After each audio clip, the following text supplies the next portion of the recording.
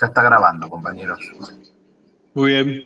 Bueno, buenas noches a todos. Gracias por estar en un día frío, Muy frío. invernal. Creo que es el segundo día más corto del año. En nombre del Movimiento Productivo 25 de Mayo, le agradecemos a Walter y a Rafael el estar en este conversatorio sobre el Congreso de la Producción y el Bienestar Social que se hizo. Hay como un eco, no sé si a qué se debe. Le agradeceré a todos que cierren los micrófonos.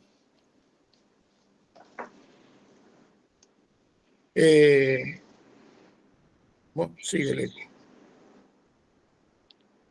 Les decía que este Congreso de la Productividad es parte de la historia de la productividad argentina y tiene que ver con un poco la historia y la conciencia y memoria histórica del movimiento nacional. El movimiento productivo 25 de mayo tiene su eje de organización y acción alrededor del tema de la producción. Y el evento que estamos tratando hoy es una expresión de las fuerzas del trabajo y la producción articuladas por el Estado, que respondía a ideas rectoras de la comunidad organizada con justicia social, que tiene que ver con una planificación integral de la economía y la organización social, con propósitos claros de soberanía, pleno empleo, mercado interno fuerte, capacitación y especialización de los trabajadores. En este sentido, el Movimiento Productivo 25 de Mayo hoy trata de accionar a través de nodos, armando una red de trabajo abierta a todos los sectores del movimiento nacional, sin estructuras orgánicas establecidas, sino todo por prepotencia de trabajo, y fortaleciendo con las actividades de estos nodos la idea de productividad, reuniendo a lo que es industria, comercio y agro en conjunto, es decir, trabajando juntos, industria, comercio y agro, articulando con el trabajo y el consumo para producir las sinergias necesarias para, digamos, generar ideas de productividad y acciones de productividad. Articulando con sindicatos, espacios gremiales, espacios de la economía social. Próximamente en Mar del Plata, el Nodo Mar del Plata arma un congreso de cooperativismo, donde me contaba David que el movimiento va a tirar la casa por la ventana. Y también con espacios, trabajando, articulando con espacios políticos del movimiento nacional. El Partido Justicialista y otros movimientos. Y articulando con universidades y el sistema de ciencia y tecnología, como por ejemplo la Mesa Federal de Ciencia y Técnica, apoyando a los organismos como el INTI y otros organismos de ciencia y técnica que tienen que ver con el Sistema Nacional de Ciencia y Tecnología. Y, por supuesto, extendiendo estas actividades al fortalecimiento de la formación de cuadros y fortaleciendo la unidad de acción y de concepción a través del desarrollo de la conciencia política y, por supuesto, de información verdadera que hoy, digamos, es difícil a veces de poder discernir. Entonces, este Congreso de la Productividad resulta un poco, tiene que ver con la memoria histórica, que después del Congreso se vuelve a manifestar en el año 73 con el pacto social, que tiene su correlato con el plan trienal, y el modelo argentino para el proyecto nacional. Estos antecedentes nos sirven no para hacer lo mismo, porque el mundo ha cambiado muchísimo, sino para poder ver prospectivamente el futuro de la productividad, donde indudablemente tendremos que tratar de coordinar las fuerzas del trabajo con las fuerzas empresarias, también con la importancia que cobra cada día más la ciencia, la tecnología y el conocimiento, la economía social, etcétera, etcétera. Es decir, los actores son muchos y la coordinación y la unidad de acción en estos actores cuesta un esfuerzo importante para todos nosotros. Bueno, sin más, voy a presentar al compañero Rafael Vitrán, que acá aparece como Claudia, pero quiero resaltar que él es historiador, licenciado en historia, y ha escrito libros sobre el tema. Entre sus múltiples actividades, el de coleccionista de figuritas, y tiene libros escritos sobre el tema, y es uno de los más grandes coleccionistas de figuritas de Argentina. Tiene una librería ahí en Buenos Aires, a la cual me he propuesto visitar la próxima vez que vaya a Buenos Aires para tomar un café con él. Y bueno, sin más ni más, lo presento a Rafael, que nos va a exponer sobre este tema y nos va a dar su punto de vista de este Congreso de la Productividad que se hizo en un momento difícil de la Argentina como es hoy, en 1955. Rafael, gracias. Bueno, buenas noches a todos y todas. Bueno, para introducir el tema, lo primero que tenemos que decir es algo clave. El tema es muy, pero muy poco conocido proporcionalmente a la importancia de lo que trabaja el tema, de lo que se trabajó en ese congreso. Es casi escasamente conocido a nivel general y popular, diría, muy poca gente fuera de ciertos ámbitos sabe que existió este congreso. Por ahí no sería tan raro eso, lo que sí es bastante extraño, pero tiene su explicación, es su desconocimiento incluso en la producción historiográfica. El tema, como vamos a desarrollar después, planteaba cuestiones claves para la economía, para la política y para la sociedad argentina. Y que casi no haya historiografía sobre el tema nos plantea varias cuestiones. Hay una primera que es indiscutible. El Congreso se hace en marzo del 55, aunque lleva una preparación enorme y una campaña publicitaria por el gobierno peronista durante todo el 54, pero se hace en marzo del 55. Entonces, una de las cuestiones que sin duda ha hecho que el Congreso, entre comillas, pase desapercibido en la historiografía, es la cuestión de que, bueno, ya en junio hay un primer intento de golpe militar, en septiembre se plantea el golpe que derroca el gobierno, y entonces no hubo tiempo de poder llevar adelante las cuestiones que se aprobaron y se discutieron en el Congreso. Y cuando hice la investigación no pude encontrar nada, realmente no pude encontrar nada, de debates ni de implementación entre marzo y septiembre. Sin duda eran momentos complicados, las prioridades sin duda debían ser otras, pero bueno, eso sin duda ha limitado la difusión del tema. Pero después hay otra cuestión, que es eminentemente política e ideológica.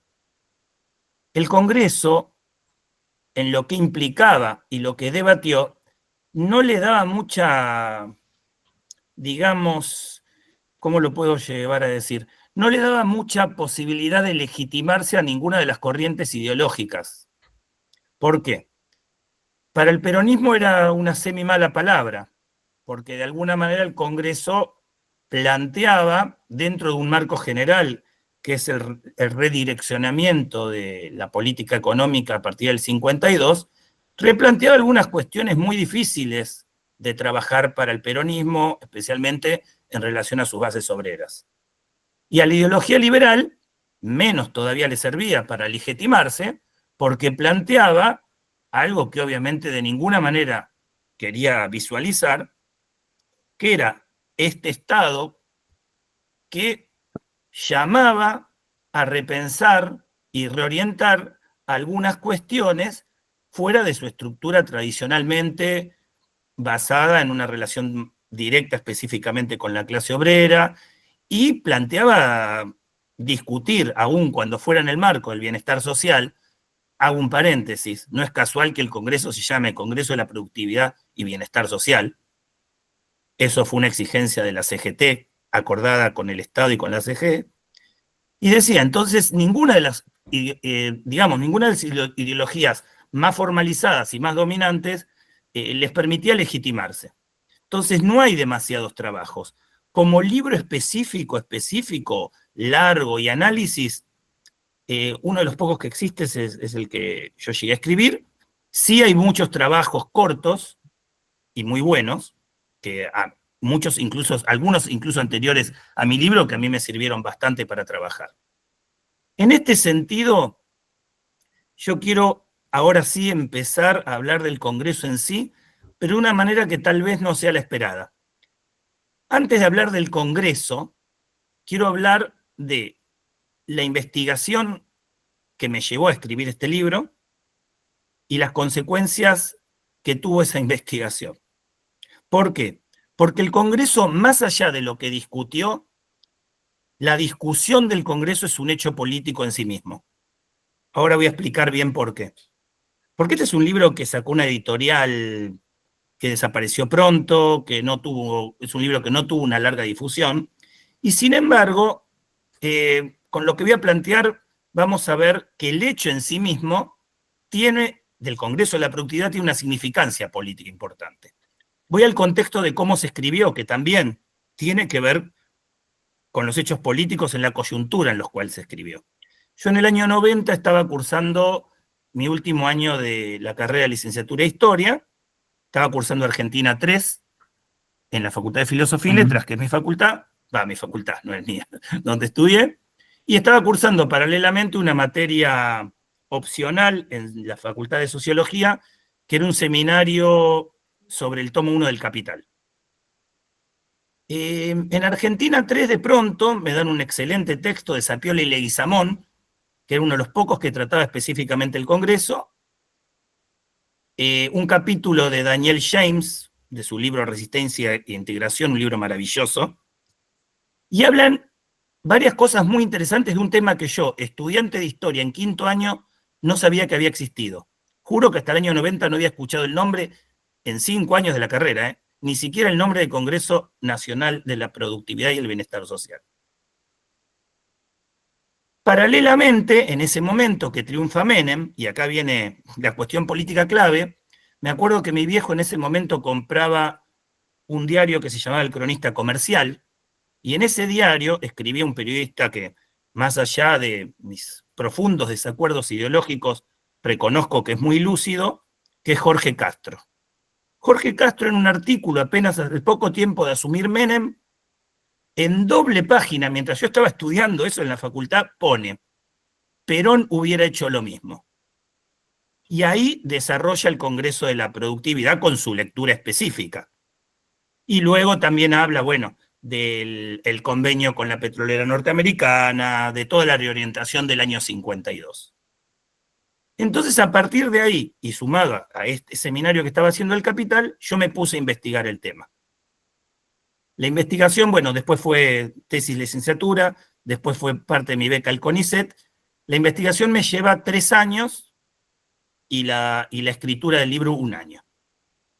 Sale el libro y ahora vamos al post-libro. Vuelvo a decir, es un libro de una editorial chiquita, no tuvo mucha difusión, salvo cierto marco, y sin embargo de pronto yo me entero, porque hay gente que me cuenta, que a partir del libro hay una polémica fuertísima entre Ikonikov, representando la postura del gobierno de Menem, y Eduardo Duhalde, representando una lectura peronista de otro tipo, no Eduardo Duhalde, Eduardo Luis Duhalde, ¿no? No el que fue vicepresidente, donde discutían dos lecturas distintas del Congreso, en las cuales le daban una significación distinta según la postura de cada uno. Paralelamente, al poco tiempo, también alguien me llama por teléfono, me mandan el video y me muestran que en una reunión de gabinete que había salido en la tele, el ministro de Economía al momento tenía, que no recuerdo el nombre, no de Economía, perdón, de Trabajo, no sé si era un domingo, no me acuerdo, tenía mi libro en la mano. Pasa el tiempo, mucho tiempo, el libro es del, no aclaré, el libro es del año 94. Y en el 2015 me llama una señora, que en mi vida la conocía, no tengo ningún contacto además político de ningún tipo, me llama y me dice que es la secretaria de Guillermo Moreno.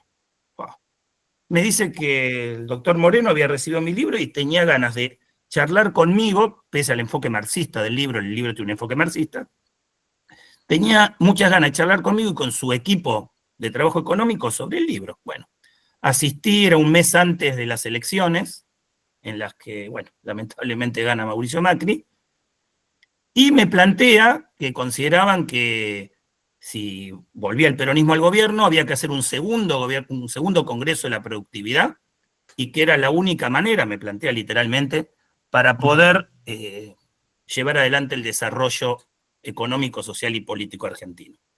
La reunión quedó ahí, bueno, después ganó Macri, no hubo otra nueva reunión. ¿Por qué comento esto? No para contar cuestiones personales, sino para darle la dimensión casi desproporcional a un libro que no tuvo, casi sin difusión, sin ninguna editorial importante, a un tema que es importantísimo, pero no tuvo difusión, y cómo el marco político lo toma. Y si queremos, otro ejemplo es esta propia reunión. Justamente en momentos donde claramente hay un nuevo intento y sistemático, lo que yo llamo, charlando entre amigos, como la cuarta etapa del proceso de reorganización nacional, de transformar radicalmente la estructura productiva del país. No es casual que me hayan invitado y que estemos charlando este tema. Bueno, esto sería un poquito la introducción. Una segunda parte sería hablar del Congreso propiamente dicho. Yo no sé cuánto es el conocimiento de algunas cosas o no. Pido disculpas si algunas las doy por sabidas, o pido disculpas si digo obviedades. El Congreso no puede entenderse de ninguna manera sin meterlo, sin contextualizarlo en la etapa que se abre económica, social y políticamente en la Argentina hacia 1952. En 1952 se produce claramente, y en esto coinciden todos los autores que estudian el peronismo seriamente, dejemos de lado a los que hacen politiquería barata, tanto a favor como en contra, pero todos los historiadores serios, no voy a decir objetivos porque la objetividad no existe, pero serios, que intentan investigar, sea la ideología que sea, ven claramente que en el 52, por factores locales e internacionales, se abre una situación nueva para la Argentina. Hay un límite en lo que varios autores llaman, recomiendo un excelente texto de Mónica Peralta Ramos, que habla de la limitación de un modelo de acumulación que tiene cuestiones coyunturales como una gran sequía terrible que le plantea al gobierno una falta de divisas importantísima en un momento clave, y tiene cuestiones internacionales complicadas para la Argentina. Termina lo que se llama la reconstrucción de posguerra, los capitales internacionales ya no están tan orientados a la reconstrucción europea, y de hecho, esto está también en todos los libros, Perón en gran parte apostaba a una tercera guerra mundial o algo parecido a partir del conflicto de Corea. Hubiera sido otra la historia para el desarrollo económico argentino. Como sabemos, esa guerra no se da. Entonces, siguiendo esa línea, que vuelvo a decir, casi todos los autores serios y autoras, Mónica Peralta Ramos también lo plantea, esta cuestión de una limitación en el modelo de acumulación, de hecho, durante 2 años se congelan los salarios, se congelan los aumentos de precios, se congela la discusión de convenios colectivos, el peronismo logra frenar esa fuerte inflación, logra estabilizar bastante la economía, pero eso se acaba en el 54, porque lo que se había firmado era por 2 años. De hecho, el libro, mi investigación sobre el Congreso de la Productividad, trata también y analiza dos congresos muy importantes anteriores. Uno, el Congreso de la Industria, el 54, y otro, el Congreso de las Relaciones, ahí ahora se me fue el nombre, tendría que ver, tengo el libro acá al lado, de las relaciones, a ver, perdón, me voy a machetear con mi propio libro, disculpen. No estudié para hoy. Acá está.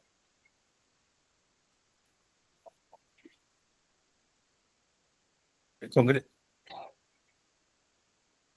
Ahí está. El Congreso de las Relaciones Industriales.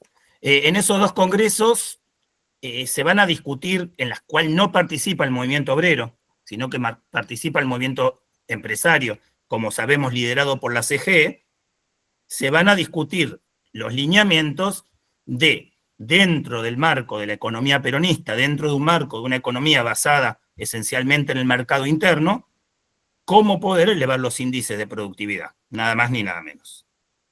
Ese es el marco general del Congreso.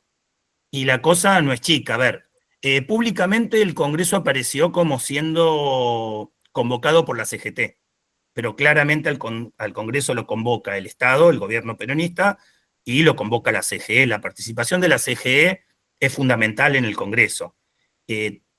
Todos los autores, y además mi investigación también lo comprueba, dicen claramente, es un momento social donde todavía la clase obrera, siendo un gobierno peronista, está a la ofensiva, pero en el Congreso está a la defensiva. Y por otro lado, en la cuestión general del país, en el contexto socioeconómico, los sectores empresarios están a la defensiva, pero en el Congreso pasan a la ofensiva. Y ahí se da una triangulación, como muy bien dijo Héctor en la presentación, donde claramente, el proyecto es tratar, en el marco de una comunidad organizada, encontrar una nueva vehiculización, un nuevo camino para reescribir de alguna manera algunos puntos fundamentales para poder elevar la productividad sin romper esta alianza de un movimiento policlasista como el peronismo. A ver, yo les cuento, yo tuve la suerte, y con la anécdota que les voy a comentar también demuestra cómo el Congreso, de ser tan importante, pasó a ser algo casi desapercibido. Tuve la suerte de poder, en mi investigación, y me lo indicó mi director de tesis, que en la sede de Industria y Comercio, en la calle Roca, en la biblioteca, se encontraban los documentos originales del Congreso. Cuando voy a la biblioteca me dicen, sí, fíjate atrás de esos estantes. Y atrás de los estantes, les juro, había una montaña, pero montaña llena de tierra. Yo salía con mocos negros cada vez que iba ahí, les juro. Estaba 5 o 6 horas, 6 veces, una montaña de carpetas, una tirada arriba de otra, donde estaban los documentos originales, muchos con sello que decía confidencial. Y cuando uno analiza los documentos, muchos eran de empresas que mandaban a través de la CGE, algunos eran de algunos sindicatos, uno ve que el clima general del Congreso siempre, había una revista incluso oficial del Congreso, era todo de armonía, todo de total armonía. Pero los temas que se discutían eran pesados y no era joda, y uno veía, a ver, voy a dar un ejemplo. Me gusta más que teorizar, dar ejemplos concretos.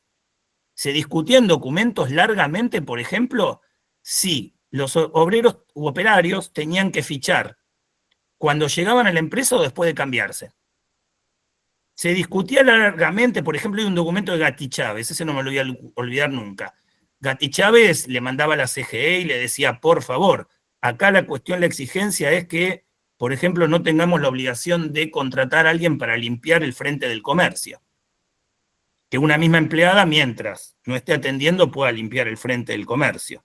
Estas pueden ser discusiones pluriles, como se diría, por ahí me salió mal la palabra, pero no lo son. Había discusiones de fondo en el Congreso muy importantes. Vuelvo a decir, tanto los representantes de la CGT como de la CGE en los discursos intentan y mantienen la armonía todo el momento, en todo momento se habla de elevar la productividad manteniendo el bienestar social, pero retomando lo que yo decía antes, cuando se habla de limitaciones al modelo de acumulación, que había sido un modelo de acumulación donde todos los datos, incluso hasta de cualquier movimiento que quisiera impugnar el gobierno peronista, demuestra que la mejora de la vida durante el año 46 al año del 52 e incluso al 54 había sido histórica para la Argentina. Todos los índices del mercado interno habían subido de una forma impresionante, la participación de los trabajadores en la economía había subido en forma indiscutible. Todos esos datos demostraban que había un fuerte crecimiento, pero el tema era la inviabilidad de este modelo, era cómo seguir creciendo una vez que se había llegado a un límite. Y a ver, yo lo voy a simplificar, las opciones, simplificando al extremo. Opciones con capital extranjero en ese contexto eran muy difíciles porque justamente como parte del cuidado del crecimiento del mercado y del país, el gobierno le ponía límites a cuánto podían llevarse las empresas extranjeras a su país de origen. De hecho, en el 54 le subió un poco eso. Después, préstamos con el extranjero, aunque el gobierno peronista llega a tomar unos préstamos justamente en este giro post-52, tampoco ni los capitales extranjeros iban a financiar este tipo de modelo demasiado, ni tampoco la idea del gobierno era depender esencialmente de capitales extranjeros.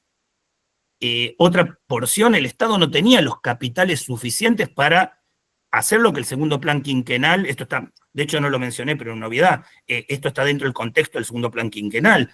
El objetivo fundamental es pasar a lo que se llamaba industria, o podemos llamar industria pesada, industria de bienes de capital, y para eso la necesidad de liquidez de divisas era enorme, el Estado no las tenía, no las podía expropiar de la transferencia a través del IAPI, que de hecho justamente con el giro del 52, el IAPI deja de retener tanto a los sectores agropecuarios en medio de la sequía y en medio del boicot agropecuario al crecimiento. Traer maquinaria masivamente implicaba capitales que el gobierno no tenía. Entonces, a ver, voy a decir un absurdo. Sacar los platos del plato, expropiar, no sé, toda la propiedad agrícola y ir a la guerra civil no tenía nada que ver ni con la realidad ni con la postura del peronismo, que era justamente una alianza social que formaba el peronismo a partir de un movimiento policlasista. La alternativa más viable dentro del modelo peronista, dentro del modelo de la comunidad organizada, era hacer un nuevo contrato entre trabajadores y empresarios, modificando algunas cuestiones claves para elevar la productividad. En el Congreso, el movimiento trabajador trata esencialmente de plantear que este aumento de la productividad tiene que ser a través de la incorporación de la tecnología, y el movimiento empresario, siempre diciendo que va a respetar el bienestar social, fundamentalmente lo que plantea es estas cosas puntuales como, por ejemplo, cambiar cuándo fichan los trabajadores, no ponerle tantos límites a la contratación necesaria de personal, y dos cuestiones claves, que las dejé al final para propósito. La cuestión de las comisiones internas de fábrica, que no respondían siempre verticalmente a las direcciones de los sindicatos, y los empresarios estaban locos realmente porque hay veces paraban la fábrica, según ellos, por cualquier pequeña violación a los convenios. Y el otro tema, el ausentismo. ¿Cómo cambiar el tema del ausentismo? ¿Qué es ausentismo justificado? ¿Qué no es ausentismo justificado? Bueno, este fue el contexto del Congreso. Después, si quieren, en la charla que se abra, seguimos hablando. Muy polémico, aunque siempre en un clima de armonía hermoso. Sapioli y Lisamón en su artículo, para mí son brillantes cuando lo llaman el Congreso del sí, pero. El Congreso en sí mismo aprueba un montón de cuestiones, pero mantiene, por ejemplo, los convenios por sindicato, que no haya salario por productividad, que bueno, es una de las cuestiones fundamentales que quería el empresariado, que no haya salarios por productividad, si esto implicaba cambiar cuestiones del convenio. Entonces, la verdad no sabemos cómo se podría haber llevado adelante lo aprobado por este Congreso de no haberse dado el golpe militar. La verdad, no lo sabemos. Sí sabemos Sí sabemos que si uno estudia y ve los conflictos obreros del 55 al 73, incluso durante épocas de dictadura militar o todos los gobiernos que habían sido elegidos proscribiendo el peronismo, casi todos, incluso durante dictaduras militar, todos los avances que se trató de hacer la productividad, la clase obrera los frenaba. No podían implementar salarios por productividad como el Congreso planteaba, no podían plantear cambiar el ausentismo. Por ahí hubo avances, pero avances con retrocesos, la lucha era muy fuerte. Veamos hoy todavía, por suerte todavía hay cuestiones sobre lo que no han podido avanzar y eso que hemos tenido dictadura, hemos tenido Macri y tenemos Milei. De hecho estamos, como yo decía, estamos en otro momento clave de un intento sistemático de transformación radical de la estructura productiva del país. Para ir cerrando, porque tampoco quiero sacar demasiado tiempo, dejo algunos interrogantes que plantea el Congreso. Yo tendría respuestas pero parciales, como siempre tenemos todos, nunca hay respuestas totales. No, antes que un interrogante, algo muy importante que me olvidé decir. Perdón. El Congreso es además, y tiene que ver con los interrogantes, es un intento clarísimo del gobierno peronista de fortalecer a la CGE. Si el Congreso hubiera logrado realmente llevar adelante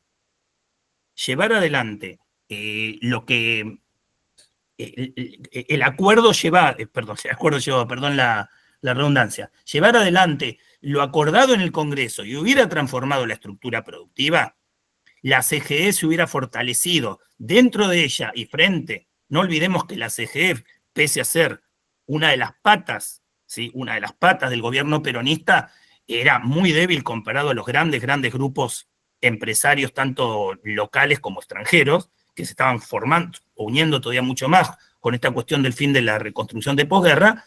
Y si la CGE demostraba que podía llegar a implementar un acuerdo con los sectores trabajadores, le quitaba un argumento, no solamente la economía hubiera podido despegar en algunas cuestiones y crecer, sino que le sacaba un argumento muy importante a los sectores liberales que apostaban esencialmente por la transnacionalización del mercado, que de hecho es la que se viene después del 55, o se profundiza después del 55. En ese sentido, sin duda... Anda cerrando, por favor, sí, Rafael. Bueno, lo que sin duda está en juego en el Congreso, sin duda, es lo que muchos autores dicen, que una de las cuestiones que el peronismo fue una de sus habilidades, fue que le faltó una pata.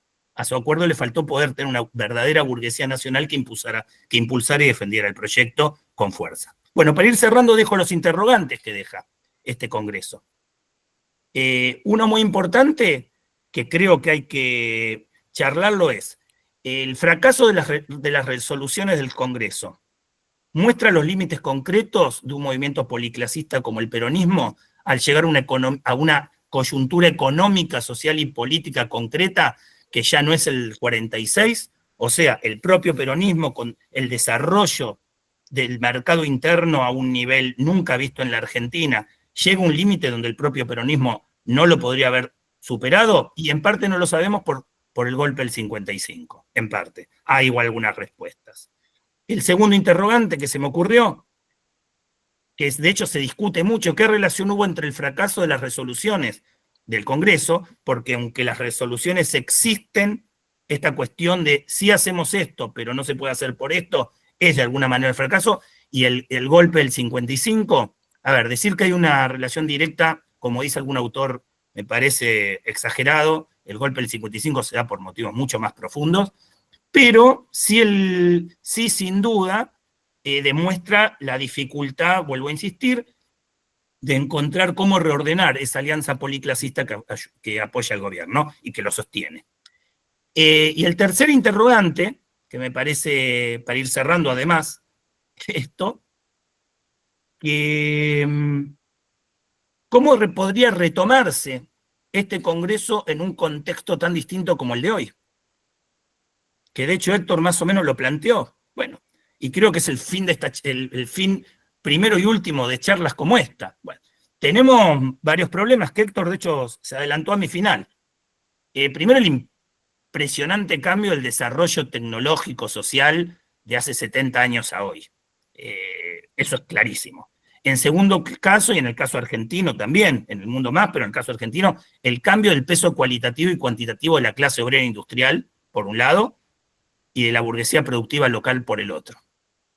Y en tercer lugar, en esta, como decía, en esta nueva fase de la ofensiva salvaje neoliberal, tendiente a reestructurar la estructura productiva y por lo tanto la sociedad argentina, porque no olvidemos que no es solamente llevarse toda la guita, que es un objetivo primero, también es destruir cuantitativamente a la clase obrera y destruir cuantitativamente a lo que podemos, entre comillas, llamar pequeña y mediana burguesía dedicada al mercado local, que son, y lo tienen claro los que lo quieren destruir esta estructura, que son los ejes de la alianza que no le ha permitido fortalecerse a los sectores que cada vez controlan y transnacionalizan más nuestra economía. Bueno, ese es un poquito el tema, espero haber sido lo más claro posible. Gracias. Gracias a vos, Rafael. Muy buena charla. Walter, te presento. Bueno, Walter es economista, actualmente está trabajando en la Universidad de Avellaneda, en su momento fue director de el Departamento de Productividad, ¿no, Walter? Sí, cuando empezamos con la universidad en el 2010. Cosa que ha dejado ahora, pero da clases de esos temas. Y bueno, ya con esto te doy la palabra, Walter. Muy bien, muy bien. Yo tenía un power para acompañar esto, pero voy a repetir muchas de las cuestiones que ya dijo el compañero que habló antes, que ha estado muy completo. Y bueno, me encantaron las investigaciones que llevas hechas. Yo sabía de la existencia del libro, pero no lo he leído, lo quiero, por favor. Ahora, entonces, me parece que por ahí lo más valioso sería arrancar de donde lo dejaste, para no repetir cuestiones y por ahí este planteo de si es posible en el futuro pensar una salida que contemple un congreso de esta naturaleza, tal vez sea donde lo que valga la pena dedicarle el tiempo. Pero igual me parece que sí hay algunas cuestiones previas que habría que decir, y es que siempre el peronismo, en función de gobierno, intentó modelos económicos donde en tanto tercerista, conjugar al capital y al trabajo. Pero claro, o sea, nunca se enamoró de las herramientas, sí de los objetivos. O sea, siempre el objetivo es la felicidad del pueblo, la grandeza de la nación, distribución del ingreso, en fin, los objetivos, crecimiento, son los mismos. Ahora, es tan distinta la situación, el entorno, el contexto, algunos diríamos el ciclo económico, cuestión que yo creo que existen los ciclos. Al respecto teníamos un compañero que algunos conocen, Mauricio Prelucker, que había hecho un muy buen trabajo con Andriev. Entonces, ante el momento del ciclo, el peronismo ha tenido distintas respuestas, pero con una sola búsqueda. Entonces, y donde siempre está presente esta cuestión, la salida tercerista y conjugar al capital y al trabajo. Entonces, Perón decía que nunca iba a dejar de agradecerle al jefe del ejército que lo mandó justo en el final de la Segunda Guerra a Europa, donde pudo ver el mundo que terminaba y el que comenzaba. Y ahí pudo ver qué era lo que tenía que hacer en la Argentina. Volvió y se puso a trabajarlo, que fue en esa brecha que se abría, porque se acababa todo el esquema anterior, donde pudo construir, yo diría, el primer modelo. Así armó un esquema de planificación con el Consejo Nacional de Posguerra, puso el eje en los trabajadores. Su primer lugar de trabajo fue la Subsecretaría de Trabajo y Previsión. Y concibió, porque también empezó antes de su gobierno, lo implementó Farrell, el IAPI. O sea, una inserción internacional inteligente en cuanto a comercio exterior y producción interna. Con esas tres cuestiones nace el primer modelo que va exactamente, bueno, vos lo dijiste con precisión, yo creo que arranca antes del 45, porque estas cuestiones ya están en marcha antes del 45, cuando el Tudela es presidente, y en el 49 empieza a hacer agua, y en el 52 es necesario cambiarlo. Es necesario entrar en un nuevo siglo, un nuevo esquema. Pero lo que ocurre es que en esa primera etapa, y por aquí lo tengo anotado para no equivocarme, los resultados fueron notables. Notables. La participación, o sea, los salarios reales del 46 al 48 se incrementaron un 40%, los reales. La participación de los salariados del 37 pasó a casi el 40 del PBI, llegando al 49 en el año 50, el 50-50 de la jerga, o sea, mitad capital, mitad trabajo, ¿no? Y el PBI creció al 8 anual y el consumo al 14. Pero ese crecimiento del consumo al 14 estuvo acompañado también con crecimiento de la inversión, que pasó, en el 45 era del 10, pasó al 16 en el 48 y al 18 en el 51. O sea que crecía el consumo, pero crecía la inversión. O sea, fue, diría, una genialidad lo que se consiguió en esos primeros años. Pero, justamente, se acabó el ciclo, cambió el mundo, hubo un plan Marshall en Estados Unidos y una enorme sequía acá, y entonces había que cambiar el programa, había que cambiar el esquema, pero no lo tenía clarísimo, y esperó, esto creo que lo dice Antúnez en un libro al respecto, de que esperó el momento de mayor fortaleza en el 52 para implementar concretamente estas cuestiones que ya hacían a un nuevo esquema. Se cortó la voz, Walter. ¿Quién lo dice? Hay un libro de Antúnez y Gertunov, en que también sobre el Congreso, ¿no? Que dicen esto. Que dicen esto. Sí, pero que es, hablan de otro montón de cosas, o sea, el Congreso lo tocan tangencialmente. Bueno, entonces, se acaba una etapa y aquí se complica más por un hecho cierto de la sequía, ¿no? O sea, los que vivíamos en esos tiempos, nos acordamos del pan negro. En esos tiempos... el pan de centeno. Tal cual. Bueno, entonces hubo una enorme sequía, por lo cual aquí se hizo evidente la restricción externa, empezó a faltar dólares, tuvimos déficit de balanza comercial, bueno, cuestiones muy conocidas después, pero que en ese momento irrumpían. Y entonces yo creo que Perón arma otro plan, absolutamente distinto, donde busca inversiones externas, y vos acabas de citar el ejemplo de la California, que inclusive le trajo enormes problemas políticos, porque hubo grupos importantes dentro de los que acompañaban esta gestión, que abandonaron, o sea, que se pasaron a ser opositores a partir del episodio de la California, ¿no? Y entonces, si aquí no se generaban las divisas para invertir, de algún lado había que conseguirlas, porque si no era magia. Ahí es cuando empieza todo, yo creo que esta nueva etapa la centra en lo que yo diría son los elementos del segundo modelo que genera el peronismo en función de gobierno. Y tiene, porque había un elemento más, que es la inflación.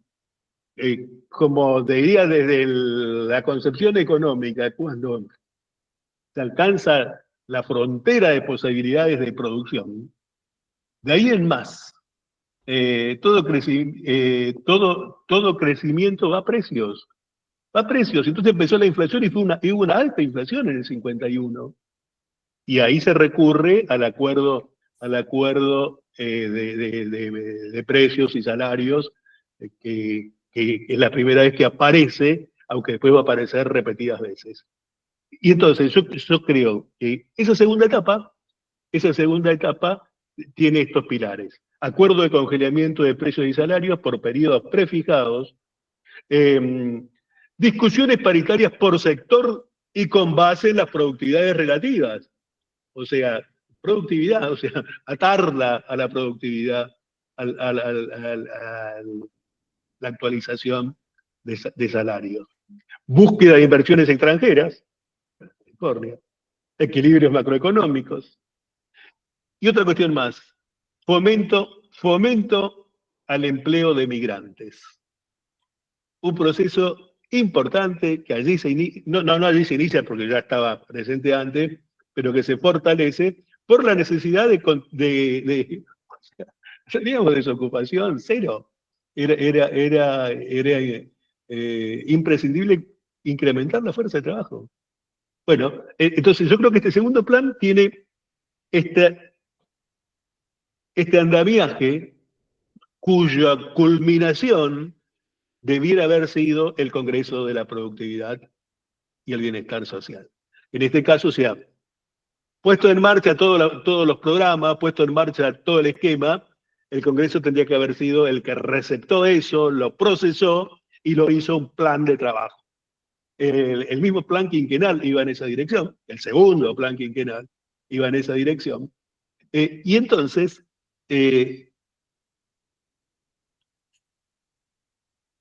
hay una frase, porque la otra cuestión que se busca allí es, en este conjugar entre capital y el trabajo, que se había vuelto bien complicado, en la que, como sabrás, recordame tu nombre, quien puso antes, porque me estoy dirigiendo a vos. Rafael, perdón. En el Congreso se llegó a decir que está bárbaro el sábado de inglés, pero muchachos, paren con el lunes criollo. o sea se discutían esas cosas, porque la armonía entre capital y trabajo era muy complicada. Hubiera sido un logro de que no hay que pensar que no se pueda obtener alguna vez. Pero fue y tercer cuestión, que allí también se jugaba, el papel del Estado. El papel del Estado. Porque, ojo, también estaba claro, y otra cuestión, la participación del Estado en el PBI en esos tiempos era del 15%. Yo digo, anotar estas cosas, porque, por ejemplo, cuando armemos el próximo plan de trabajo del Movimiento Nacional y Popular, si alguna vez puede volver al gobierno y plantear un plan económico, no vamos a poder pensar en un Estado que signifique el 45% del PBI. O sea, eso está, digo, no estuvo ni en los gobiernos peronistas, ni es una cuestión posible, no es sustentable. Bueno, entonces, tres cuestiones se jugaban en el Congreso.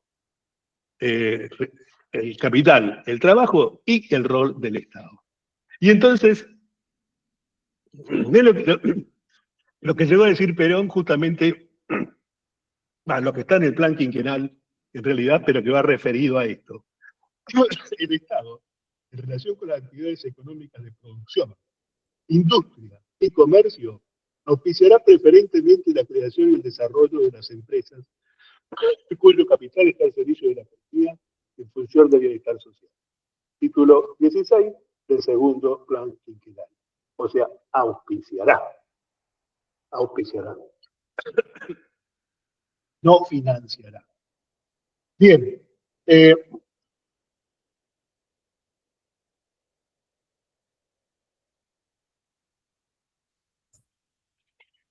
Por ahí, lo que ya dijimos y que también se dijo antes, el cuadro de situación que modifica totalmente el esquema económico que se tenía con anterioridad. Y hay otra segunda frase con respecto a esto, que sigue apuntando a la transformación imprescindible que había que hacer en ese momento de lo que había sido esa relación hasta ahora. Dice, el lema argentino de la hora ha de ser producir, producir, producir. El pueblo es el encargado de producir. El justicialismo solo puede asegurar una justicia distributiva en relación con el esfuerzo y la producción. Y los hombres y los pueblos que no sepan discernir la relación del bienestar con el esfuerzo no ganan el derecho a la felicidad que la reclaman. Aquí te empalma con esta cuestión de que la CGT había pedido que la segunda parte del título del Congreso fuera la del bienestar social. O sea, una época de enorme discusión, donde con un gran intento de plasmar un nuevo modelo, y que va a quedar siempre, va a ser contrafáctico.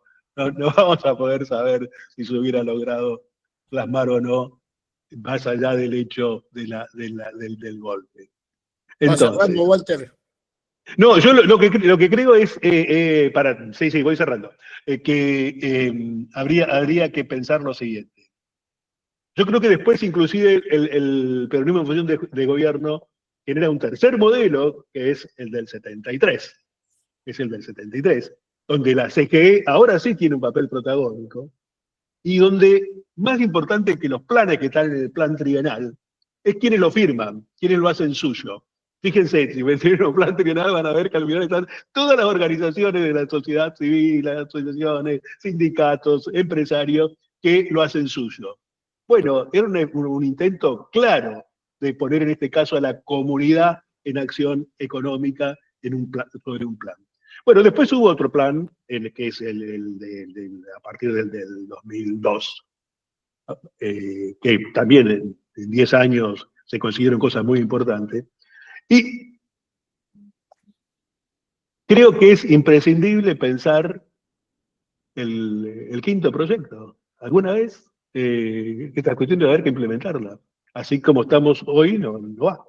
Entonces, si estas cuestiones sirven para que la comunidad pueda discutir, trabajar, y pensando en aquello de que el éxito se concibe, se prepara, se organiza, se realiza y se explota, empezar con todo estos antecedentes históricos, pensar los elementos de cómo sería lo nuevo, ¿no?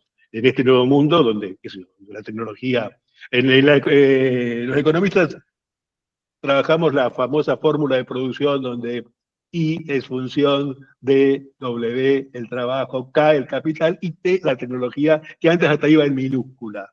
Hoy en esa fórmula la T lo es casi todo, o por lo menos es mucho. Ahí creo que está presente Saccagnini, que trabaja el tema de la tecnología conveniente. Bueno, tal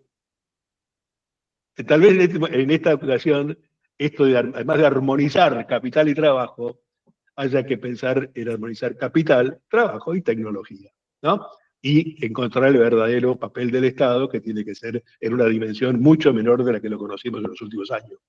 Un amigo, Leukovich, decía que historia es entrenamiento en el pasado para poder pensar y trabajar en el cambio actual.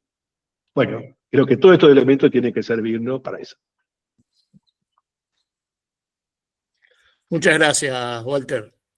Muy bien. Bueno, doy pie a preguntas, que sean preguntas y no discursos, por favor. Si alguien quiere exponer algo que no sea más de 1 o 2 minutos. No sé si hay alguna pregunta.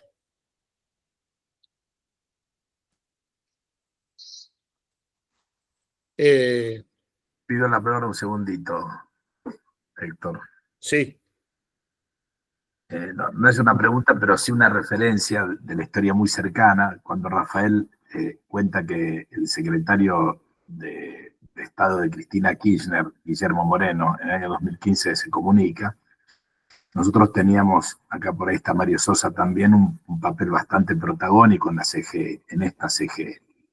Lo más parecido a aquella CGE, para aquella, la que ustedes refirieron, la del Congreso de la Productividad y Bienestar Social, es una breve CGE de los últimos 2 o 3 años del gobierno de Cristina, en la que algunos tuvimos la suerte de estar, y en donde se intentó recuperar ese jugador que faltó desde la recuperación de la democracia en el 83, que es la producción como jugador político, como sujeto político, representada en sus diversas expresiones, pero actuando en la centralidad del poder. Los trabajadores, aquellos trabajadores de la CGT del 53, 54, 55, los del 73, aquellos empresarios de los años 50, reunidos en la CG y también del 73, actuaban como sujeto político. Cuando el golpe militar del 76 ataca en particular esa estructura de armonía y esa articulación entre el trabajo y el capital de corte netamente peronista, e impide, con la destrucción que hizo, que en el 83 se recupere al empresario nacional, a esa denominada burguesía nacional, como jugador central en la política. Y ahí empieza una dispersión que tiene solamente un intervalo en ese momento en donde el gobierno había entendido que había que recuperar a ese sujeto político y bueno, de la manera que pudo y como se entendió, lo puso a jugar. Por eso fue la iniciativa del segundo congreso de la productividad y bienestar social. Eso estábamos nosotros, yo era tesorero de la CG, de esta CG cercana, y esa era la motivación, ese era el objetivo. Por supuesto, con el gobierno de Macri se rompe la CG, nunca vuelve a tener la intensidad ni el registro que llegó a tener en ese momento. Hoy no, hoy es una cáscara vacía. De hecho, hace un par de meses atrás recibió al jefe de gabinete del gobierno de Milei, lo recibió en la casa de Gelbar y Perón, en Rivadavia 1115, al jefe de gabinete del gobierno de Milei, para nada, solamente para que les mientan la cara, o no sé para qué, nadie sabe bien para qué, porque dejó de ser un sujeto político con el gobierno de Macri, sino de ser una cáscara vacía. Y justamente para cubrir ese vacío, esa ausencia, está el movimiento productivo del 5 de mayo, ojalá con otras organizaciones, por supuesto que las hay, entendemos que es así, por ahí hay un presidente de una organización agropecuaria, está acá Gastón, que tiene ese entendimiento, y nuestro objetivo sustantivo, pues está Mario Sosa por ahí bueno, Carletti es uno de los jugadores, es ese, es cubrir ese vacío, cubrir ese espacio vacío que hoy nadie lo tiene, que es el empresario argentino, las pymes, las cooperativas argentinas, jugando ese rol que sí lo juegan los trabajadores en sus diversas vertientes, que sí lo juegan los movimientos sociales, pero que no están representados, no está activo, no existe en la política argentina, que es el empresariado o es la producción nacional, como decimos nosotros. Así que es tan pertinente este MIT que hasta tiene eso, ¿no? Que es fácil decirlo porque entendemos de qué se trata y hacia ahí vamos. Así que, nada, quería hacer, no es una pregunta, Héctor, perdóname, pero sí quería está hacer... bien, David. Y ya que me das pie, quiero hacer una acotación.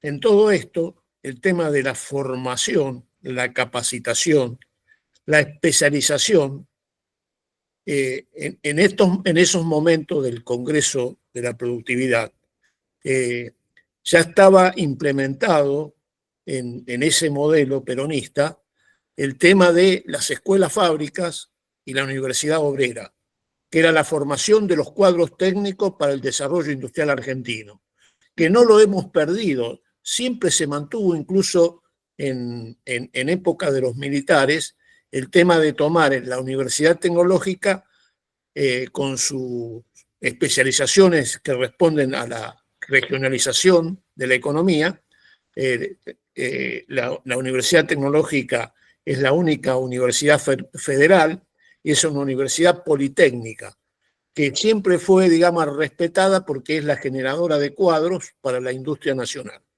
Y en esa época, justamente, ya el proyecto que tenía el peronismo contemplaba la necesidad de la formación en capital humano o recurso humano para poder encarar las etapas que venían. Cosa que es un desafío ahora, porque como bien dijo Walter, el tema de que siempre fue en la producción función del capital, del trabajo y de un residuo que hoy lo ocupa la tecnología y yo le sumo el conocimiento. Porque el conocimiento, el saber hacer, el transformar el conocimiento tácito en conocimiento explícito, en patentes, en licencias de uso, etcétera, es lo que le da poder a las naciones. Nosotros producimos muchas Hilux acá en el país, incluso exportamos muchas Hilux, pero la parte más valiosa de las Hilux, que es la electrónica, el diseño y todo eso lo ponen los japoneses y lo importamos, la electrónica la importamos. Y le pagamos todos los royalties a Japón sobre el diseño, todas las patentes de uso, del freno, del diseño hasta del chirimbolito. Y ese es el negocio. Entonces, el mercado de tecnologías es una de las cuestiones claves en el futuro. Como lo es también el problema que tenemos de la digitalización de la economía. No es casualidad que hoy hablamos de tecnofeudalismo. Bien, como dijo bien Walter, el compañero Zaccanini, tenemos un grupo trabajando en el tema de tecnología y paso el chivo que la próxima reunión que vamos a tener en el MP 25 de mayo, que será dentro en el mes de julio, sobre fines de julio, va a ser justamente con Zaccanini sobre tecnologías convenientes. Pero bueno, volviendo al desafío nuevo. En ese modelo segundo que planteó Walter, una de las cosas que poco tienen en cuenta es que Perón ya planteaba la participación obrera en las decisiones de empresa, cosa que en muchos países está implementado de alguna u otra forma, como es en Alemania, Suecia, Noruega, hay una participación del trabajador en las decisiones. Y acá se ha desarrollado mucho eso en la economía social con las empresas recuperadas, donde las empresas, los obreros han hecho cargo de esas empresas que estaban quebrando. Sí. Bueno, yo no quiero tampoco avasallar y si hay alguna pregunta me gustaría que alguien la haga a voz viva, así directamente, así los compañeros la pueden responder.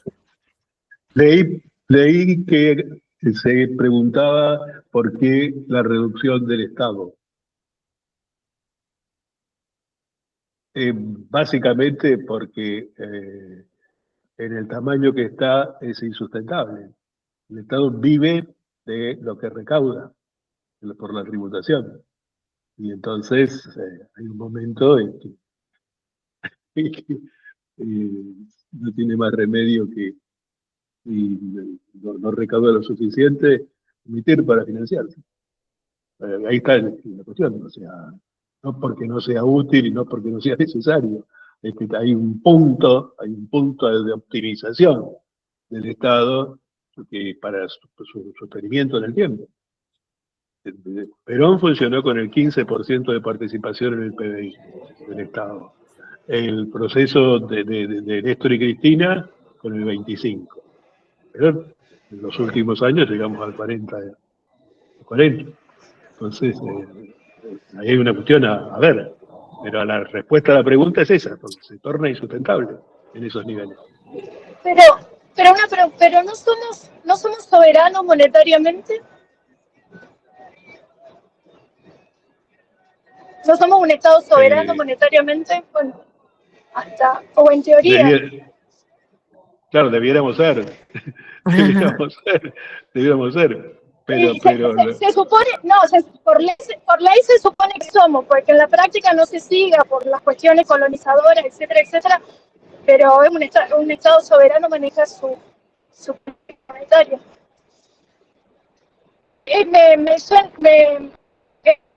No me cierra la cuestión. se va. Estás con poca señal. Sí, no importa, no importa.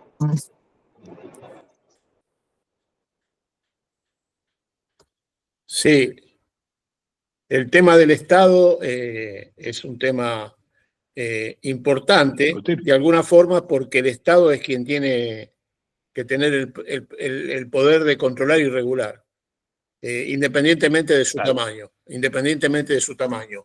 Ahora, ¿qué pasa? En Argentina Exactamente. es parte del Estado, y esto para los gobiernos del norte es socialismo, el tema de la salud pública y la educación pública. Sí. Entonces, esto para ellos es socialismo y es una parte del modelo que ellos repudian.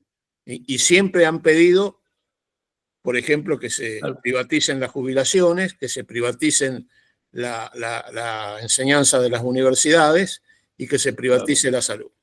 Es un tema controvertido y, por supuesto, que desde nuestra idea es para defender, eficientizar, que sean productivas para que nuestros... y aparte para que sea, digamos, compartido con todos los argentinos, porque es parte de la sociedad inclusiva, ¿no? No se te escucha, Raquel, Hola. no se te escucha nada. Había una pregunta, que si hay una pregunta para los Claudio, expositores. Rafael, tampoco se te escucha. Veo que estás hablando y no se te escucha. Sí, ¿no me escuchan ahí? Ahora sí. Sí, hay una pregunta para los expositores, me hago en parte cargo si después Oscar me quiere ayudar, que dice, ¿qué factores influyen para que Argentina no pudiera consolidar una burguesía nacionalista? Bueno, creo que como historiador, no como economista, la pregunta requiere una investigación y libros específicos. Yo puedo tirar una punta que creo que sí es importante y supongo que Oscar va a coincidir porque es un elemento clave. Hay un excelente trabajo de Jorge Sábato de hace muchos años ya que demuestra cómo la implementación de nuestra burguesía es multifacética y lo que en parte nosotros hablamos hay veces, cuando hablamos después del 30, que empiezan a hacer una cierta burguesía industrial, este autor, Jorge Sábato, investiga muy bien y ve cómo, además de que una parte es de capitales extranjeros, otra sí es verdaderamente de lo que podríamos llamar una burguesía propiamente industrial, gran parte de esa burguesía industrial también son capitales de la propia burguesía terrateniente reinvertidos en industria. Y eso es un elemento clave, a ver, y con esto termino, y es como un botón de muestra. Cuando Milei está llevando ya hace tiempo una política claramente destructora de la industria, uno a veces lee análisis poco profundos, obviamente, que cuestionando al gobierno, también cuestionan a la UIA y dice, ¿cómo puede ser la Unión Industrial Argentina defendiendo este proyecto más allá de algunas cuestiones secundarias? Bueno, además de cuestiones de clase propiamente, hay otra cuestión. En parte porque muchos no dependen del mercado interno, pero aún las que dependen a veces del mercado interno, hay veces son expresión también de sectores de la burguesía que no solamente apuestan en lo financiero, que hoy es el gran negocio, sino que muchas vienen de la propia burguesía terrateniente, y de eso habla Jorge Sábato. Yo creo que ese es uno de los elementos, no voy a decir que es el único, además en historia y en economía casi descreo un 99% de las explicaciones unicausales, pero ese es un elemento fundamental para determinar esta cuestión, por lo menos para mí. No sé, Oscar, que es economista, yo no soy economista, si quiere agregar algo. Y en esto la historia muestra que en su momento Roque Sáenz Peña, que había tenido un convenio con con Roca, de que cuando asumiera de presidente iban a hacer el desarrollo industrial, no lo nombra ministro de Industria, y cuando le pregunta por qué, le dice que la asociación rural no lo deja. Y no hay desarrollo industrial. Cuando Pellegrini asume un corto periodo de 2 años, creo, porque es vicepresidente y muere el presidente, no me acuerdo en qué sector, en 2 años es un desarrollo industrial increíble para Argentina en esas épocas. Así que el proyecto industrialista de Argentina, es cierto, como decís vos, Rafael, viene cooptado por los terratenientes. Sin embargo, yo siempre traigo a colación un caso que me tocó a mí participar, que es en la región de Armstrong, centro acá de Santa Fe, de la provincia de Santa Fe, agroindustrial. Armstrong, la asociación, el círculo es Círculo Industrial, Agrario y Comercial. La asociación, están los tres juntos. Y las inversiones en maquinaria agrícola que se desarrollan en toda esa zona son inversiones, como bien decís vos, de gente, no grandes terratenientes, sino gente que tiene 300, 500 hectáreas y parte de sus ingresos los invierte en la industria. Y hay un caso ahí que me llamó siempre la atención, que es el sodero de Armstrong.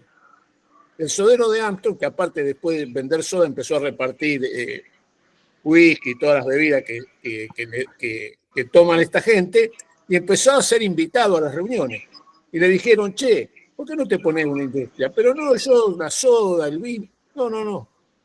Se puso una fábrica de resorte y abastece de resorte a toda la industria ahí de... Pero yo sostengo, y creo que lo estamos implementando en el movimiento 25 de mayo, la necesidad de que nuestros nodos sean industria, comercio y agro todos juntos, porque esto produce sinergia. Local.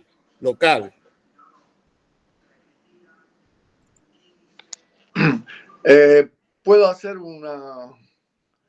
Sí, Mario, adelante. A mí me parece que la discusión sobre el tamaño del Estado habría que focalizarla. Una cosa es cuánto personal usa el Estado. Creo que el gasto de personal, en cuanto a la gestión, no es muy alto. El problema es en qué se gasta. Héctor dijo 3 cosas: jubilaciones y pensiones, salud y educación. Son 3 estructuras rígidas, y que en términos de la jubilación, acá hay una situación filosófica en el mundo. La tecnología cada vez emplea menos gente, y los que tienen la manija del mundo quieren que la gente no tenga ningún tipo de contrato laboral por el cual haya una jubilación, un aporte jubilatorio. Por lo tanto, hacia el futuro va a haber cada vez menos trabajadores y cada vez menos aportantes. Por lo tanto, hay que pensar el tema jubilatorio como un elemento de un sistema impositivo general que garantice... Sí, hay que financiarlo de otro modo. Por eso, que garantice... Porque son de las cosas que no se pueden dejar de ningún modo. Por eso, no hay que pensarlo en términos de cuánto aporta cada trabajador en blanco, porque cada vez, digamos, los tipos dicen, bueno, vamos a igualar todo, le sacamos toda la jubilación, quedan todo en negro. Bueno, ahora bien, no se jubila nadie, entonces hay que pensar el sistema impositivo en un gasto central en qué va a vivir la gente cuando deja de trabajar, porque no se muere. Bueno, es un problema filosófico, entonces hay que encontrar las formas de ejecución. Yo quiero hacer una referencia, que todos los cuadros peronistas que hemos estudiado Perón, le hemos dado poca importancia a la cuestión formal del pensamiento en Perón. Perón divide teoría, doctrina y formas de ejecución.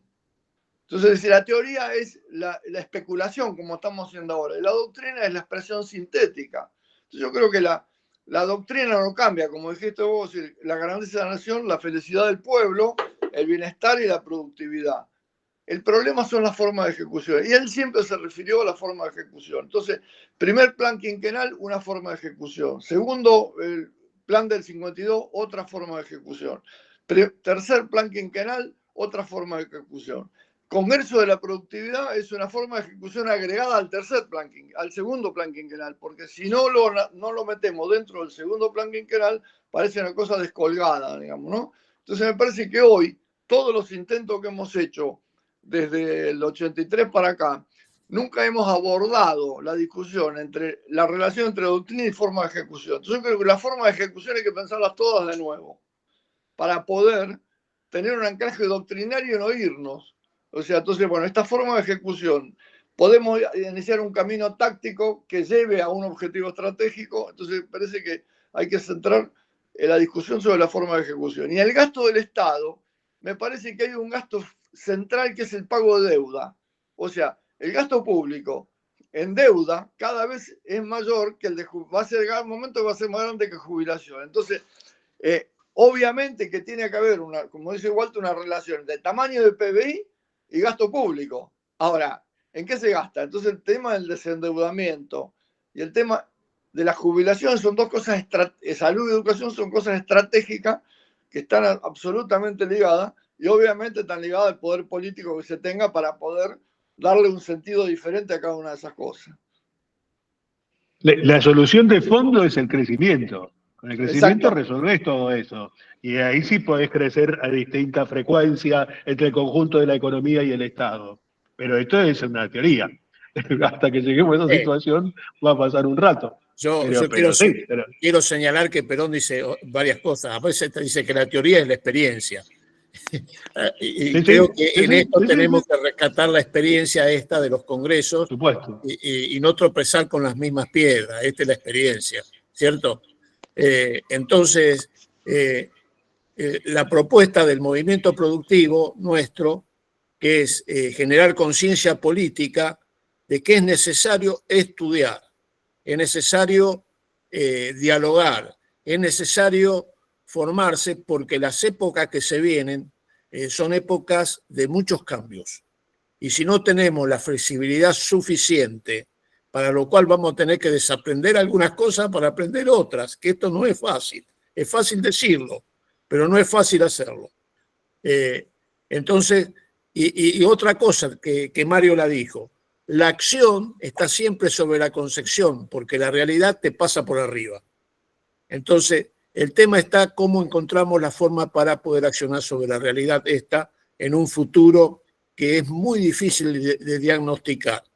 Aunque yo creo, esto es una cuestión personal, que estamos en medio de una guerra, que no nos damos cuenta, hay una guerra ya declarada, fíjense en que hay una guerra comercial, hay una guerra cognitiva, hay una guerra de desinformación, vos mirás en la televisión, y nosotros los argentinos estamos en medio de esta guerra. Lo cual, ¿a qué nos lleva? A que nosotros necesitamos tener nuestras propias formas de buscar información. Es decir, no hay dentro del movimiento, yo lo vengo charlando con David, lugares donde se haga inteligencia estratégica. O por lo menos yo no los conozco. Y la importancia que tiene hacer inteligencia estratégica en estos momentos para poder discernir hacia dónde va la geopolítica y hacia dónde va el mundo, porque lo que pasa afuera pasa acá también.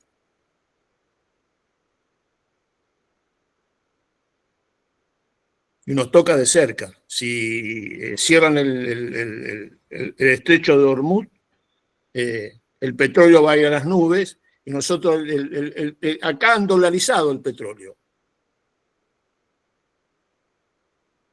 Entonces, si sube el petróleo, sube la nafta, sube todo.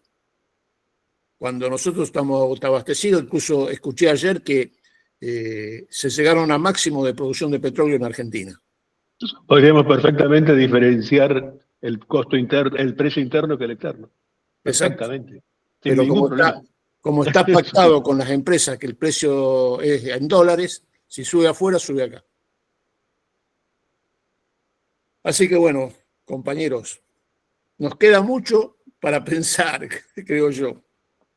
Ahora, sin unidad de acción, sin unidad de pensamiento, no podemos organizarnos. Esto es fundamental. Yo había Hoy he encontrado un compañero mandó una frase que se la compartía a David, de un pedazo de la comunidad organizada, que dice así: sin unidad de concepción y sin unidad de acción, ni el diablo puede conducir, dice Perón en Conducción Política. Sin unidad nacional en las ideas, sin unidad nacional en la doctrina, sin unidad nacional en la finalidad, no habrá una unidad nacional en la acción.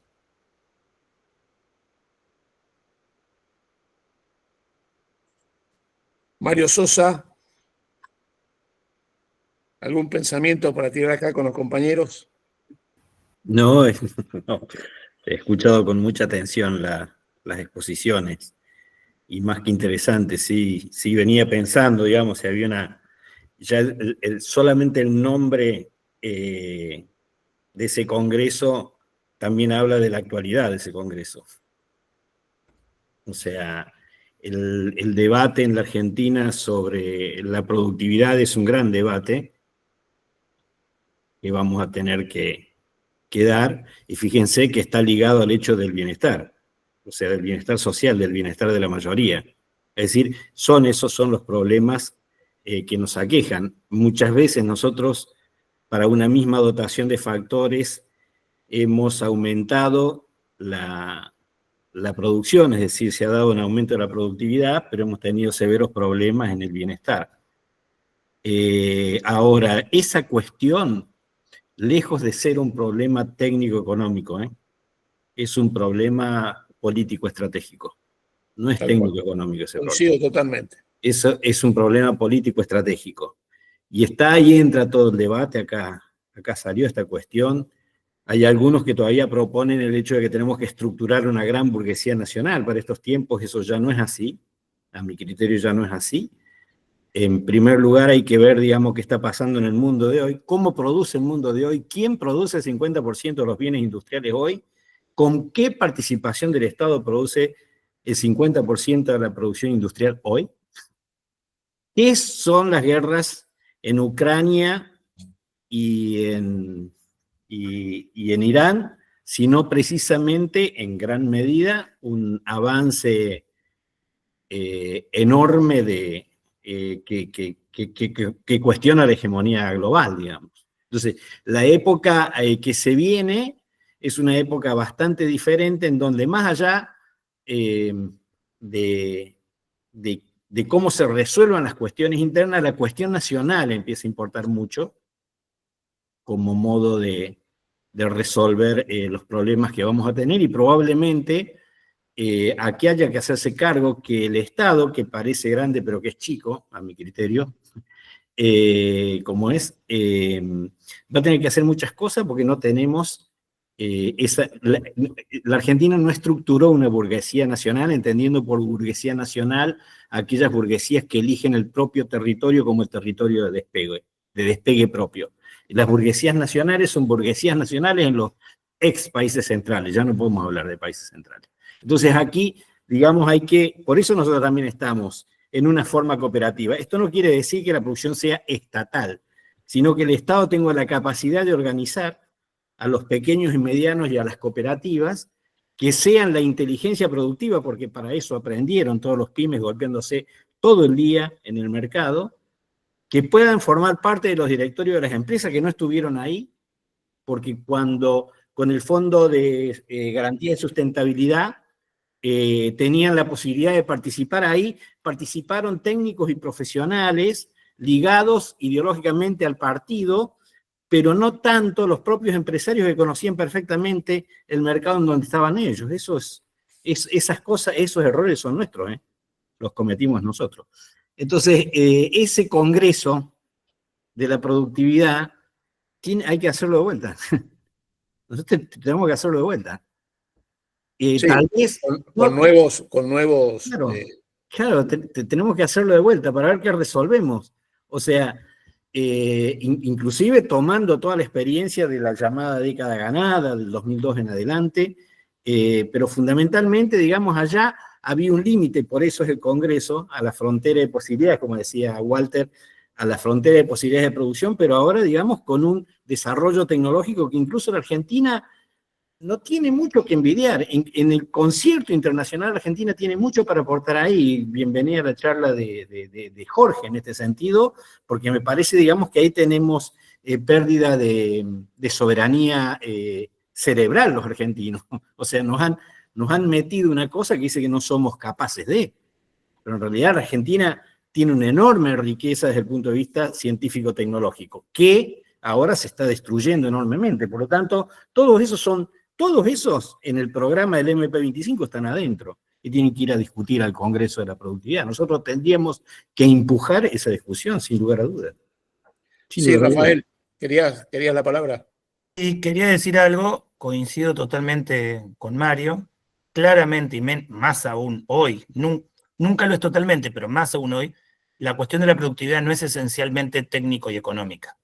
El mejor ejemplo es cualquier análisis mundial muestra cómo la concentración de la riqueza en el mundo en los últimos años ha crecido de una forma vertiginosa e impresionante, y la pobreza y la marginalidad ha crecido en un número impresionante. Y sin embargo, bueno, a costa de concentración de capital, a costa de explotación de los recursos naturales casi sin límite, pero fundamentalmente gracias a la tecnología, que nunca en sí mismo es mala, han subido tanto los niveles de productividad, y ha subido tanto la posibilidad de crear productos y que la gente pueda mantenerse, que si no el mundo hubiera explotado. Yo el otro día estaba con mi mujer, es bastante feo lo que voy a contar, pero esto implicaría un análisis mucho más largo y habría que hablar de plusvalía relativa, absoluta y un montón de cosas que no vienen acá. Y en el subte veíamos una muy pobre señora, pero una muy pobre señora, con su canasto en el subte, una señora que vive en la calle, claramente, estaba pegada contra la pared del subte, con su changuito donde claramente estaban todas sus pertenencias. ¿Y qué estaba haciendo? Estaba cargando su celular. En un mundo sin esta productividad, sería imposible una situación de tanta marginalidad, pobreza, con bienes. Pensemos, el problema no es de la producción, el problema ni de la productividad, el problema es cómo se distribuye. Por eso es un problema político. Al contrario, desde lo técnico y lo económico, el mundo podría, como se sabe, trabajar mucho menos. El problema es político, cómo se distribuye eso. Y por otro lado, quiero hacer una anécdota, un comentario, me voy de tema, un comentario muy lindo de esos que hacía Perón en su lenguaje siempre campechano, cuando inaugura el Congreso, claramente no en la inauguración oficial, sino ante la CGT, le dice: muchachos, hasta ahora llenaron el perchero como nunca en su vida. Ahora es momento de no comprar trajes nuevos, de usar los que ya tenemos, con la frase producir. Bueno, y relacionándolo con lo que acabo de decir, hoy ni siquiera sería necesario eso. La capacidad productiva y de la tecnología mundial permitiría en serio trabajar mucho menos. El problema es político, cómo se distribuye. Eso es clarísimo. Gracias. Yo quiero agregar algo, y en esto lo nombro a un historiador chileno, Gabriel Salazar se llama, marxista, pero que hizo una reflexión, yo lo escuché por la televisión venezolana, que hizo una reflexión que me pareció muy importante. Dice: en estos momentos el capital industrial no es nuestro enemigo. El enemigo que tenemos es el capital financiero, que es el que domina el mundo.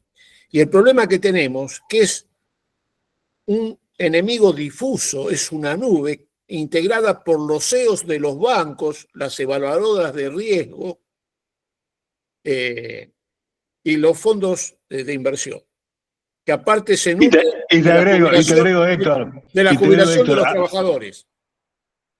Y hay 10 PBI del mundo en instrumentos financieros. Bien, entonces 10 dice, PBI del mundo en las herramientas que teníamos, que eran los sindicatos, para ponerle coto al capital industrial, no nos sirven hoy. No son las más adecuadas. Tenemos que repensar cómo vamos a poner coto. Y es más, ya hoy el capital financiero está siendo desplazado por estas nuevas tecnologías. Fíjense acá en Argentina, que Mercado Libre está desplazando a los bancos a partir de su plataforma digital. Ahí hay una guerra tecnológica importante, donde una plataforma digital está haciendo el trabajo que hacían los bancos y le está ganando la batalla, ¿eh? Entonces, son todos temas que, yo repito, tenemos que hacer inteligencia estratégica para ver cuáles son las herramientas adecuadas, para ver las tecnologías convenientes, para ver el conocimiento conveniente, las políticas convenientes. Yo hablaba con Jorge Zaccagnini que esta palabra conveniente no es solamente debemos aplicar a la tecnología, sino que debemos aplicarla a la política y sus múltiples expresiones.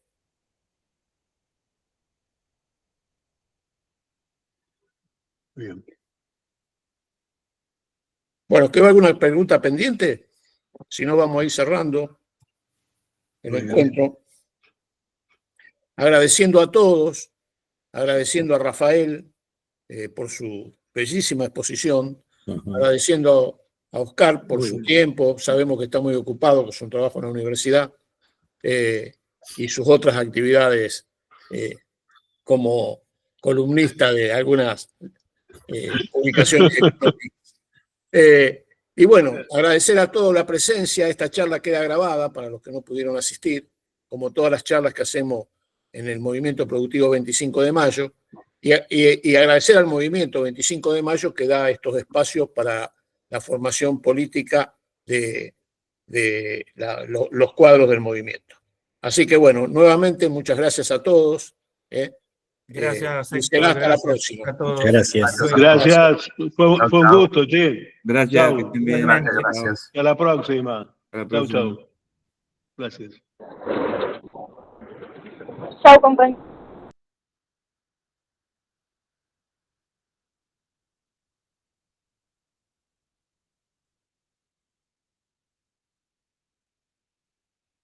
¿Estás ahí, David? Estoy. Muy Bueno. lindo, muy interesante, che. Ay, ¿qué pasa? ¿Qué personaje no sabía del libro y todo, de este Pero Trump, pero no lo conocía? me sorprendió. Sí, un tipo con una Excelente, formación. ¿eh? Sí, Excelente. Le Así quitó la palabra a Walter, lo dejó. Sí, así que nos vamos a insistir con él, seguramente. Bueno. Pero muy lindo, mira, fíjate vos la riqueza, ¿no? El material que hay, ¿viste? Para laburar, para pensar. Así que muy lindo. La verdad que es una excelente idea, Héctor. Y me encantó ¿cuál es la próxima entonces? ¿Para julio? No, todavía no lo cerré con Jorge, pero me dijo que sí, que no tenía problema en hacerlo. Muy interesante. Bárbaro. Así que Así bueno. que lindo, bárbaro. Genial. Bueno, David, Dale, un gusto. un abrazo y veo Gracias, que solucionaste el tema de la cámara. Sí, porque puse mi telefonito abajo. Está bien. Así que con eso lo solucioné. Pero se ve que Ok. algún problema tiene, ya se corregirá. Bueno, veo que te afeitaste hoy. No, estoy con una media, más o menos, estoy medio O crecido. ayer, qué sé yo hago igual, de vez en cuando. De vez en Me cuando, paso la máquina. tal cual. Bueno, Abrazo, David. un abrazo, Hasta luego. Héctor. Chau, Chau, chau. chau. Hasta mañana.